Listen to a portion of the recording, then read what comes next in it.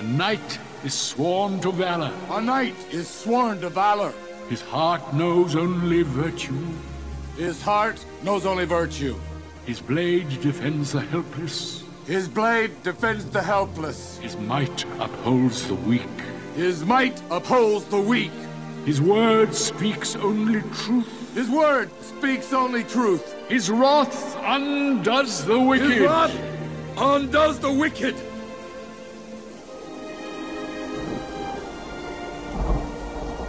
Though it did not appear in the early phase of the Bronze Age of fantasy, Dragonheart still cuts through to the heart of fantasy in this era. It is a deeply spiritual, philosophical, and somber work with the greatest fictional code of honor ever seen in all of fiction. The notion of honor, chivalry, and love were to be constant themes throughout the Bronze Age, right alongside friendship. This new age is one with a great deal more controversy, a greater number of writers, and with works of considerably greater quality for the most part to that of the Silver Age. It is also one with far more mediums for storytelling, so this will have to be divided into several categories or chapters to be able to make sense of it without confusing people too much. So to start with, we'll go with novels, as they should always come first, and out to be the marker by which fiction is judged, rather than cinema, video games, or comic books. The major works at the start of the 80s are those of David Gemmell, who believed himself to be dying due to a misdiagnosis, so that he wrote a great novel in the form of Legend. It was to launch a very successful career, one which saw David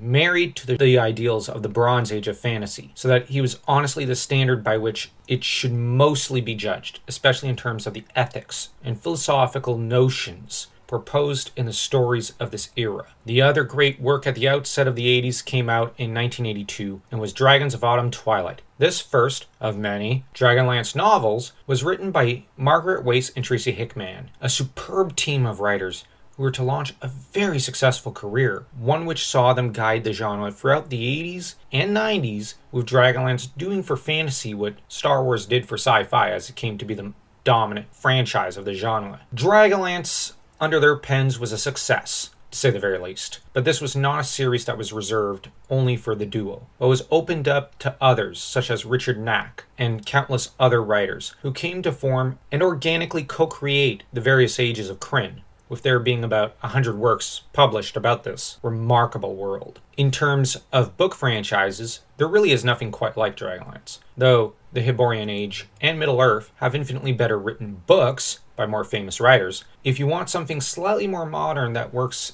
as said, like Star Wars, Dragonlance is the series for you. Around 1987, the Dragonbone Chair came out and was a runaway success. It is really the greatest work of Tad Williams' long career, and it's an incredibly brilliant volume. It is really hard to compare it to any previous work of fantasy, especially those of the Bronze Age. It is the closest any book has come to the quality of writing to be found in The Lord of the Rings and Hour of the Dragon. The trouble is that the two latter books were not of the same caliber and go some way towards undermining it. After it, the Bronze Age became little more than the odd writing here and there of stories such as Forgotten Realms, Dragonlance, and of course, Gemmell, amongst others. Conan, of course, appears and features with brilliant tales and had novelizations of his films, or in the case of the 90s, Kull's film. The truth is, there isn't much to comment upon, because generally, the works about Conan are fairly consistent and good, and involved a lot of reprints. The thing is, though, there was a brief period after Roy Thomas left the comic book title that things were shaken up. Conan, though, had a resurgence to glory in the Dark Horse runs of the early 2000s, though the second title was when some of the wear began to show. There was another book series worth mentioning that appeared in the early 80s, and that ran through the 90s and the early 2000s, that spawned a great animated series, and that was to be a game changer also. Redwall, a story of mice fighting to preserve their homes, or to make new homes in some cases. Brian Jauch's brilliant series was to match Dragonlance and combine its expansive universe with some of the boldness of early Disney, except with much more violence, of course. Overall, The animal fantasy series were some of the most remarkable stories to ever grace the genre and were to run through to the 2000s, outlasting most other fantasy stories and writers who had long since by that time run out of steam, in terms of the big titles and names, that is. But the decline of the Bronze Age overall for novels began to appear after the second book of Memory, Sorrow, and Thorn. The trouble was when J.K. Rowling came out with Harry Potter, a mediocre book at best, written for a young audience with the premise of Worst Witch with a few modifications. It swept to glorious success and turned Rowling into an overnight celebrity. Shortly afterwards, towards the end of the 90s, Game of Thrones was published. It had the exact same plot as Memory, Sorrow, and Thorn, minus some of the interesting lore and characters, though many characters are entirely the same, and was to eventually sweep Martin to incredible popularity. The truth is, by the time of the early 2000s, most writers were losing steam. Gamel tragically passed away about that time. There were no more ardent defenders of the Bronze Age and her values. This left the way open for an endless parade of Game of Thrones and Harry Potter sequels that put the nail in the coffin for the age, so that it effectively came to an end with the passing of Gamel. Even Dragonlance by this time was losing steam, and soon fell into an unending legal battle between Wizards of the Coast and Wace and Hickman, with the last book, Dragons of the Hourglass Mage, a pretty mediocre to slightly above average book, the last entry in the franchise in about 2008. That is until recently. Okay, so fantasy died in the early 2000s in terms of books. Now to examine movies. It must be said that cinematically, the situation was quite different. Good works were abundant and to be found almost everywhere. The first work people would want mentioned would be Excalibur, but as it is Arthuriana, it shouldn't be mentioned. Because as said, Arthuriana is its own genre, to a large extent one that is complex and has its own history. In truth, the first work worth mentioning at the start of the 80s came with its own novel attached to it. One that is a great read, by the way, and that was Dragon Slayer in 1981. It tells the story of a boy who sets out to slay a wicked dragon, but gets pulled into the politics of the kingdom and must figure out how best to save it, even as he has to contend with wicked kings, bloodthirsty guards, and stubborn princesses. It sounds like a classic tale, but what was new was the melancholic and dark tone to the whole film, along with the endless squabbling of the colorful cast of characters. The next hit was Conan the Barbarian. It was this movie that set the tone for sword and sorcery for the next 15 years. This movie was one of the biggest hits of its time. Well written, well acted, and thought-provoking. It remains true to the spirit of the Conan tales in spite of lore inaccuracies up the wazoo, so to speak. In animation, the big hit was The Secret of Nim, an animation film by Don Bluth that was full of emotional gut punches, fantastic visual effects, and superb writing. It is one of the all-time greatest movies of all times. That was to take the world by storm and open doors for the greatest indie animation studio of all times. Disney tried to counter Secret of Nim with their long-planned Black Cauldron movie, but it completely missed the mark. Somehow butchered the Bredane lore, and though the Horn King had enormous presence, it failed to make use of him. The movie was a flop. Though it has become a cult classic since then due to some admittedly decent animation and voice acting on the parts of some of the cast. In the video game sphere, Blue followed up Nim with the immensely popular game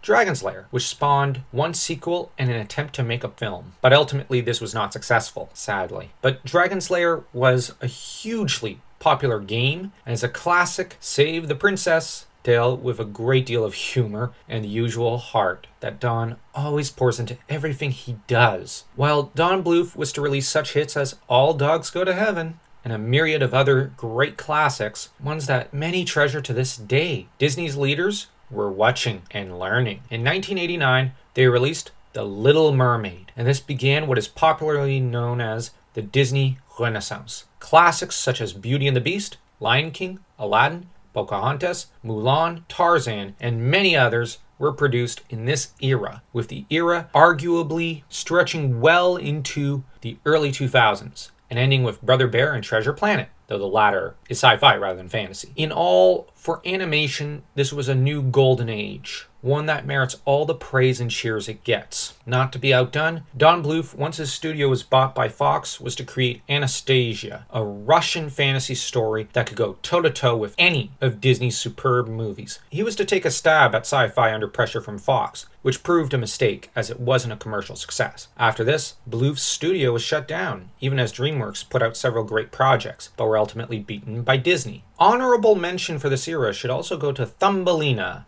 another Bluth film that he poured considerable heart into. Seriously, it is criminally underrated and quite fun, just as Aladdin King of Thieves, Mulan, and the Goofy movie are. As to live action, the 80s saw diminishing returns in terms for sword and sorcery in comparison to the early 80s, with it being near the end of them that Princess Bride stormed its way to theaters. A great film, one that has considerable heart to it, and a great deal of humor. It was something of a one-off story, and one that was cinematically akin to Hobbit, in how it was geared towards children, and involved simple, good-natured fun. Before it, Lady Hawk had appeared in '85, and had sought to follow more in the footsteps of Dragon Slayer than Conan, but the peculiar soundtrack and some minor issues had left Lady Hawk much more of an acquired taste and cult classic, one still worth checking out. In the early 90s, following up on the success of Princess Bride, one show blazed to success having learned from it, and the successes of Dragon Slayer, and many other movies' failures. Kevin Sorbo's Hercules' Legendary Journeys. Starting off on a short movie series run in '94,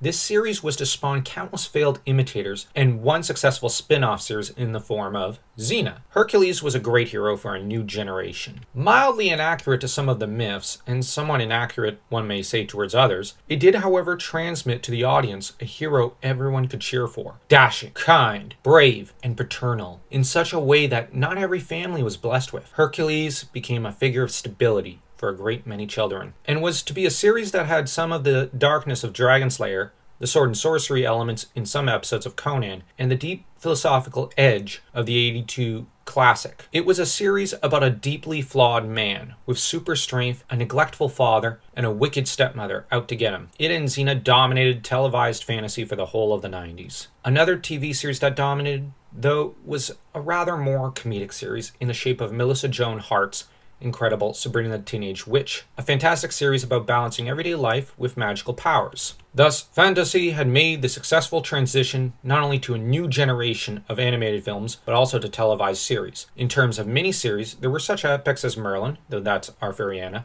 the Snow Queen, and of course the epic 10th Kingdom, all by Hallmark, who produced some high-quality, well-written, and deeply moving fantasy tales that have in some ways never been topped ever since they came out. Fingers crossed that they return to form someday. The movie scene was rather different. There were some movies to be sure, but none shone quite so brightly or greatly as Dragonheart. It is in Dragonheart that one finds the most moving, the most philosophical of the 90s fantasy movie experiences. A movie about a dragon-slaying knight who finds friendship and a mentor in the last dragon alive, only to then embark on a quest to overthrow a tyrannical king. Dragonheart is no less philosophical and melancholic in some ways than Conan from 1982. The movie dares to ask questions about masculinity, chivalry, and also our place in the universe, and the nature of right and wrong. It also brings up the issues of legacy and friendship and love of all sorts, such as that between friends, brothers, and of course, man and woman. Arguably, it is one of the last cinematic experiences for fantasy that has a philosophical side to it. As sadly, most movie producers would prefer to take fantasy in a different direction. Kull the Conqueror followed after Dragonheart and was not the big success that was hoped for, despite it being a fairly fun movie. It would not be until about 2000 before a major fantasy movie was to come out. That movie was the Peter Jackson interpretation of the first part of Tolkien's classic Lord of the Rings novel. The movie was immensely successful and spawned 2 sequels, this much to the chagrin of Christopher Tolkien, who did not much like the movies and felt that they had not been accurate to his father's epic works. The Jackson movies were to inspire the last real hoorah of live-action movies in the form of the greatest adaptations of the Chronicles of Narnia. There isn't enough praise heaped on this trilogy. Where the novels were mediocre at best, the movies elevated the stories, introduced more nuance to the characters, and were big blockbuster set pieces that followed in the footsteps of Jackson, while also proving themselves to be very different, as Andrew Adamson was a very different director. He directed the first 2 Narnia movies.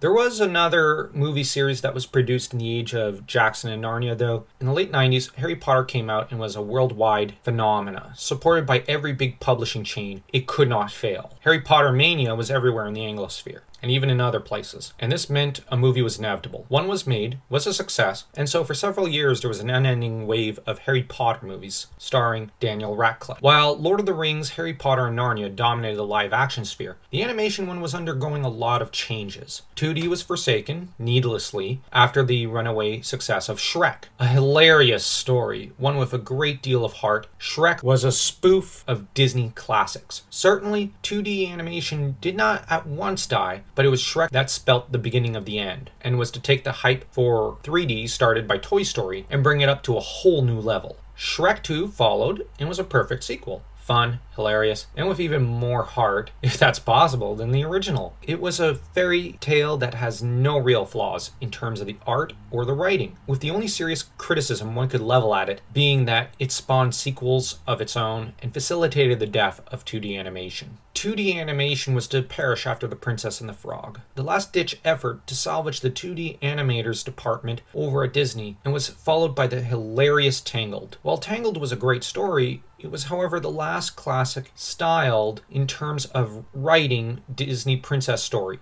And though it was something of a spoof and had flaws, it and The Voyage of the Dawn Treader signified the end for the Bronze Age of cinematic fantasy. Okay, movie's done. Now to discuss video games, before we get to the downfall of the Bronze Age. Video games initially weren't too complex. They didn't tell grandiose stories like the then superior mediums that are cinema and novels. That all began to change with the masterpiece of Dragon's Lair, which showed that great things could be done with video games. The thing, though, is that it was not America that was to produce the first big titles in the fantasy genre for this new storytelling medium. At the start, Final Fantasy was the last-ditch effort by Squaresoft to turn a profit. The game barely had a story, but it jump-started a new game franchise. Final Fantasy came out in the late 80s and was immediately followed over the next few decades by more sequels than Iron Man the movie. A truly great game. It cannot be overstated enough just how this thing revolutionized turn-based video games, with its sequels doing much the same. The series, though, did morph eventually, though, as much into a weird steampunk fantasy genre story with the 6th iteration of the series, with this trend continuing until number 10, which was a post-apocalyptic story, which, while gripping, hardly feels like fantasy. A peculiar series, this is nonetheless one worth mentioning. Another great game that came out of Japan at this time, this one out of the now popular video game studio Nintendo, The Legend of Zelda. The first two games didn't have much story to them, but proved popular enough to inspire a TV series, and the third game in the franchise, A Link to the Past. It was A Link to the Past that was when the lore was at last put together and was a game changer. After this, most Zelda games had a focus on a balance of great gameplay, dungeoneering, fantastic lore, and interesting characterization. The series was to blaze the way forward, and is arguably the video game answer to Sword and Sorcery to an extent, though not blatantly. It is also deep, beautiful, and very Celtic, even as it is very much influenced by Japanese philosophy and literature, which only adds to the appeal. In the West, there were few to contend with the Japanese dominance of the genre, which they did in the form of FF, Zelda, Breath of Fire, and countless other great titles. But one studio full of indie creatives dared to try to defy them. A real-time strategy game studio, they were to create Warcraft. The game came out in the same year as the first of the movies of Hercules: The Legendary Journeys, 1994. It was at first a fairly simple game with little lore attached to it. Warcraft 2 continued the franchise and began to introduce some lore, with there being various comics and books, and book adaptations used to further develop the tales surrounding Warcraft 1 and 2. The third game in the franchise came out around 2003 and was a smash hit, the sort that turned the genre on its head, so that on its own it could well have been one of the biggest games in RTS history, let alone gaming and fantasy history. But Blizzard and the remarkable Chris Metzen weren't finished, not by a mile. Warcraft 3 was but the beginning, as they launched one of the biggest games, possibly the biggest, in human history, World of Warcraft. WoW, in its early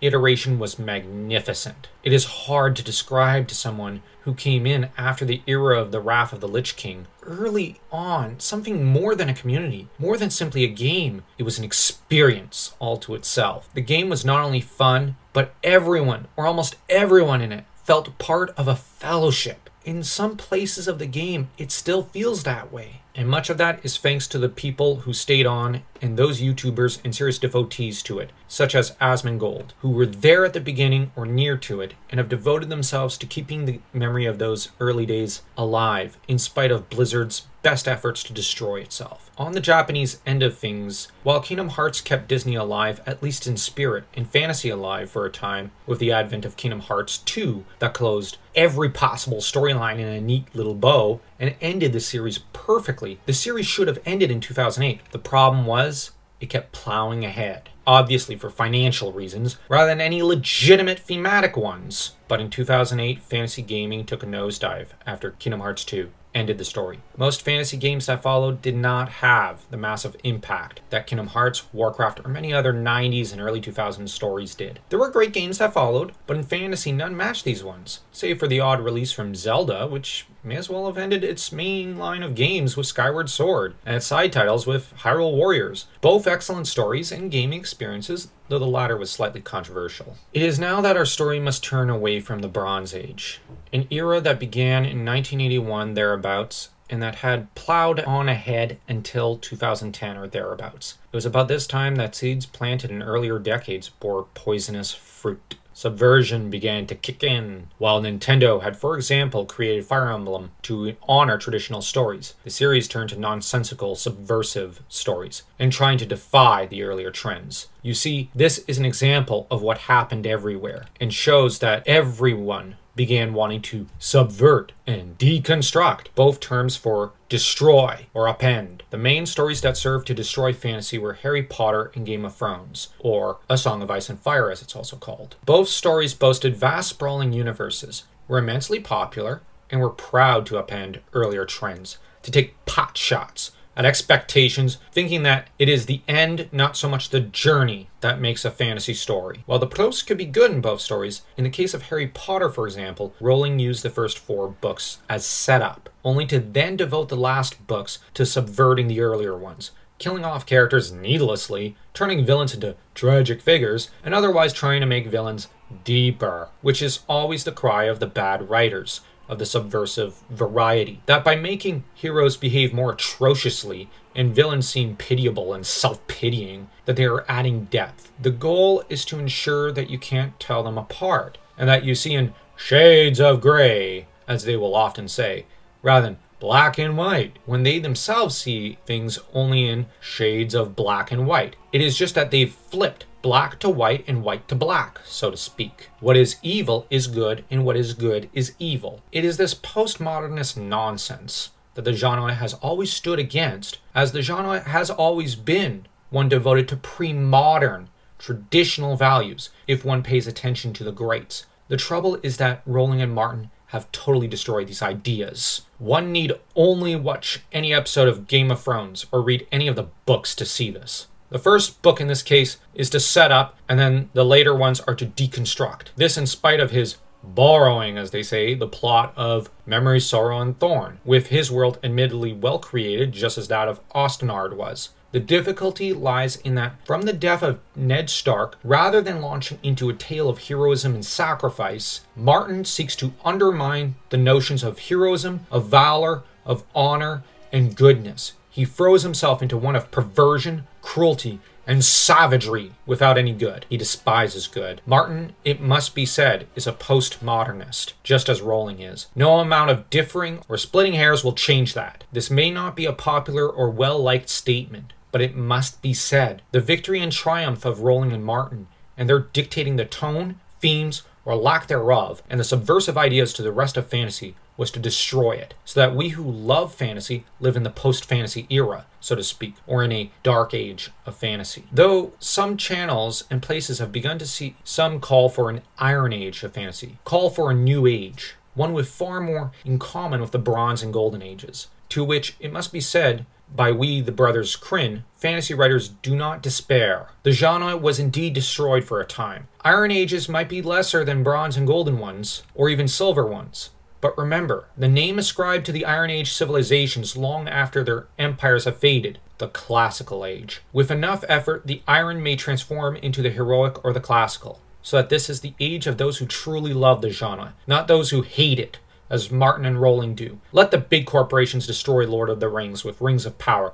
Let Wheel of Time be destroyed by those who envy Robert Jordan. And let them tear down Harry Potter and Game of Thrones as much as they like. As fast as they can destroy, we can rebuild. We can also build longer and better than they can destroy. The forces of cultural poison cannot create, cannot build anything lasting, as Yoda remarks in the Star Wars Episode 3 novel, because what they build is built on hate and rage. What we intend to build, we fantasy writers, is an age of new works. We also intend to honor what came before, to honor Tolkien. For Lord of the Rings cannot be truly brought down by Rings of Power and Amazon. And you know why? Because Howard, Disney, Bluth, Dunsany, Robert Jordan, and all the rest, and all the others built things which we love. And so long as one man still reads and watches their works still live. So long as there are Brandon Sandersons and thousands of individual indies working and toiling at their universes, there is hope. Hope of new worlds, new universes, new mythologies